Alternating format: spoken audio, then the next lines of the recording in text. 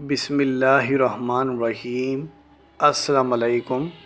وظائف میڈیا کے پیارے دوستو، میرے پیارے دوستو، میں امید کرتا ہوں کہ آپ سب خیریت سے ہوں گے اور اللہ رب العزت کی رحمتیں برکتیں سمیٹنے میں مشغول ہوں گے۔ پیارے دوستو، آج کا وظیفہ بڑا ہی خاص وظیفہ ہے، کیونکہ یہ ایسا وظیفہ ہے جس سے آپ کی بڑی سے بڑی مشکلات ختم ہو جائے گی، بڑی سے بڑی مراد پوری ہو جائے گی، اور جو بھی اللہ سے مانگو گے وہ آپ کے نصیب میں لکھ دیا جائے گا اور بہت ہی جلد آپ کو وہ چیز مل جائے گی۔ میرے پیارے دوستو، یہ وظیفہ ہے قرآن حکیم کی ایک ایسی سورہ مبارکہ کا جسے کوئی بھی مسلمان بہن بھائی بڑی آسانی کے ساتھ پڑھ سکتا ہے، اور بہت سے مسلمان بہنوں اور بھائیوں کو تو یہ سورہ مبارکہ زبانی یاد ہوتی ہے، اور یہ بزرگ کا بتایا ہوا ایک خاص وظیفہ ہے۔ جو بھی یہ وظیفہ کرے گا انشاءاللہ کامیابی اس کے مقدر بن جائے گی۔ تو میرے پیارے دوستو، اس سے پہلے کہ ویڈیو کا باقاعدگی سے آغاز کریں اور آپ کو آج کے اس وظیفے کی طرف لے جائیں، آپ سب نے مہمانوں سے درخواست کروں گا کہ جنہوں نے ابھی تک ہمارے اس چینل کو سبسکرائب نہیں کیا وہ سب سے پہلے ہمارے اس چینل کو سبسکرائب کر لیں اور بیل کے آئیکن کو بھی دبا دیں تاکہ آنے والی ویڈیوز آپ تک بآسانی پہنچ سکیں۔ پیارے دوستو، فجر کی نماز کے بعد ایک بزرگ ملا جس کا بتایا ہوا یہ خاص عمل ہے، اور انہوں نے قرآن حکیم کے یہ کلمات بتائے کہ ان کلمات کو پڑھ لو۔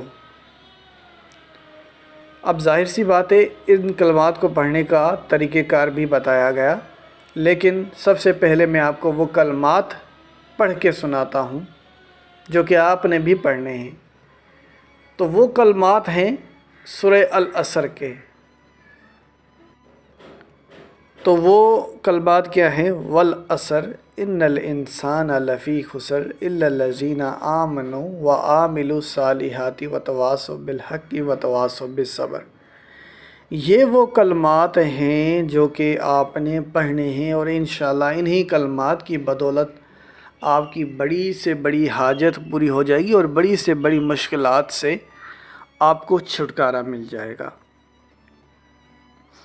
تو آپ میں سے کوئی بھی مسلمان بہن بھائی، یعنی آپ کے گھر میں چاہے کوئی بھی شخص یہ وظیفہ کر لے، چاہے تو گھر کے سارے افراد مل کر یہ وظیفہ کریں، تو اگر آپ سمجھتے ہیں کہ آپ کی کوئی ایسی پریشانی ہے جو کہ حل نہیں ہو رہی، اور آپ اس کے لیے دعائیں کرتے ہیں، قرآن پاک کی تلاوت کرتے ہیں، ذکر کرتے ہیں، دوسرے لوگوں سے دعائیں کروا رہے ہیں، لیکن پھر بھی آپ کی وہ حاجت پوری نہیں ہو رہی یا وہ آپ کی مشکلات ختم نہیں ہو رہی، تو آپ یہ وظیفہ پڑھنا شروع کر دیں۔ اب وظیفے کا طریقہ کار کیا ہے کہ یہ وظیفہ آپ نے صبح فجر کی نماز کے فوراً ہی بعد کرنا ہے۔ آپ میں سے بہت سے مسلمان بہن بھائی نماز پڑھتے ہوں گے، تو نماز فجر کے فوراً بعد یہ وظیفہ کرنا ہے، اور یہ وظیفہ ان کے لیے بالکل بھی نہیں ہے جو کہ فجر کی نماز ادا نہیں کرتے۔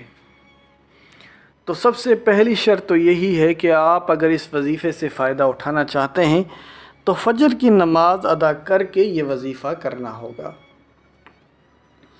اور وظیفے کے دوران کوئی جلد بازی نہیں کرنی، اور یہ وظیفہ اتنا لمبا بھی نہیں ہے کہ جس میں آپ کے گھنٹوں لگ جائیں۔ کم از کم آپ کے 5 منٹ لگ سکتے ہیں، 5 منٹ کے اندر ہی اندر آپ یہ وظیفہ بڑی آسانی کے ساتھ کر سکتے ہو۔ لیکن یاد یہ رہے کہ اسے کرنے میں کوئی آپ نے جلد بازی نہیں کرنی، بڑے سکون اور اطمینان کے ساتھ یہ وظیفہ کرنا ہے۔ تو جب فجر کی آپ نماز پڑھ لیتے ہیں تو فجر کی سنتیں اور فرض دونوں آپ نے پڑھ لیے، اب آپ وہیں پر بیٹھ جائیں اور تھوڑی دیر کے لیے خاموشی اختیار کر لیں اور اپنا پورا دھیان وظیفے کی طرف رکھیں۔ یاد رہے، نماز کے بعد آپ کا وضو برقرار رہنا چاہیے۔ اگر تو آپ کا وضو برقرار نہیں ہے تو دوبارہ سے بنا لینا ہے، یعنی شرط یہ ہے کہ بغیر وضو کے یہ وظیفہ نہیں کیا جا سکتا۔ تو اگر آپ نے نماز پڑھی ہے تو ظاہر سی بات ہے آپ کا وضو ہوگا، اور اگر ٹوٹ چکا ہے تو دوبارہ سے بنا لینا ہے۔ اور سب سے پہلے آپ نے استغفر اللہ کا کثرت سے ورد کرنا ہے، یعنی کم سے کم 313 بار تو لازمی استغفار کا کثرت سے ورد کریں، یا اللہ رب العزت آپ کو جتنی توفیق دے آپ اتنی تعداد میں 2 سے 3 منٹ تک استغفر اللہ کا ورد کریں۔ جب استغفر اللہ کا ورد پورا ہو جائے تو اب آپ نے درود پاک 11 بار پڑھنا ہے۔ 11 بار درود پاک پڑھ لیا، اب آپ نے یہ کلمات پڑھنے ہیں سورہ العصر کے، اور وہ کیا ہیں؟ والعصر ان الانسان لفی خسر الا الذین آمنوا وعملوا الصالحات وتواصوا بالحق وتواصوا بالصبر۔ یہ کلمات آپ نے 30 بار پڑھنے ہیں، 30 کی تعداد آپ نے پوری کرنی ہے۔ یاد رہے اس سے کم یا اس سے زیادہ کی تعداد نہیں کرنی، گنتی میں کوئی کمی پیشی نہ رہ جائے تو آپ تسبیح کا سہارا بھی لے سکتے ہیں۔ تو جو تعداد آپ کو بتائی گئی ہے آپ نے وہی تعداد پڑھنی ہے، اور آخر میں پھر آپ 11 بار درود پاک پڑھ لیں۔ شروع میں 11 بار درود پاک، آخر میں بھی 11 بار درود پاک، بیچ میں 30 بار یہ سورہ مبارکہ۔ اب جب آپ یہ وظیفہ مکمل کر لیتے ہیں تو اس کے بعد آپ نے دعا کا ایک سلسلہ شروع کرنا ہے۔ سب سے پہلے تو اپنے گناہوں کی بخشش مانگی جائے، کیونکہ یہی وہ گناہ ہوتے ہیں جو کہ ہماری حاجات کے آگے حائل ہو جاتے ہیں، اور انہی گناہوں کی وجہ سے ہمارے رزق میں بے برکتی آتی ہے، ہمیں پریشانیوں اور مشکلاتوں کا سامنا کرنا پڑتا ہے، اور گھر میں بے برکتی آتی ہے۔ تو لہٰذا سب سے پہلے اپنے گناہوں کی بخشش مانگو، اللہ سے مغفرت کی دعا مانگو اور توبہ کی دعا مانگو۔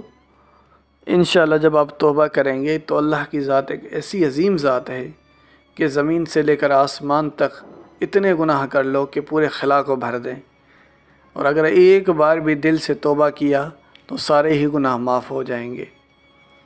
تو اپنے گناہوں کی بخشش کے بعد اپنی جو بھی جائز حاجت ہے، جو مشکلات ہے، جو پریشانیاں ہیں، اسے اللہ کے سامنے رکھو، تو انشاءاللہ اللہ آپ کے تمام گناہوں کو بھی معاف فرما دے گا، اور بڑی سے بڑی جو حاجت ہوگی وہ بھی آپ کی پوری ہو جائے گی۔ اور مجھے پورا یقین ہے اگر آپ اس وظیفے کو ہمارے بتائے گئے طریقے سے کرتے ہیں تو آپ کی بڑی سے بڑی حاجت پوری ہو جائے گی۔ میرے پیارے دوستو، اسی کے ساتھ اجازت چاہوں گا، اپنا بہت سارا خیال رکھیں۔ اللہ حافظ۔